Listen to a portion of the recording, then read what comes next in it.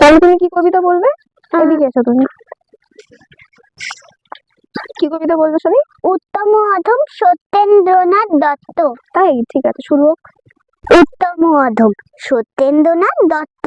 কুকুর আসিয়া এমন কামড় দিল পথিকের পায়ে, কামড়ের চোটে বিষ দাঁত ফুটে বিষ লেগে গেল তায়ে।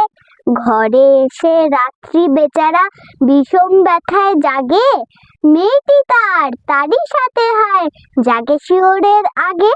বাপের এসে বলে ভৎসনার ছলে কপালে রাখিয়া হাত, তুমি কেন বাবা ছেড়ে দিলে তারে, তোমার কি নাই দাঁত? কষ্টে হাসিয়া আর তো কহিল, তুই যে হাসালি মোরে, দাঁত আছে বলে কুকুরের পায়ে দংশি কেমন করে? কুকুরের কাজ কুকুরে করেছে, কামড় দিয়েছে পায়ে, তা বলে কি কুকুরকে কামড়ানো কি রে মানুষের শোভা পায়?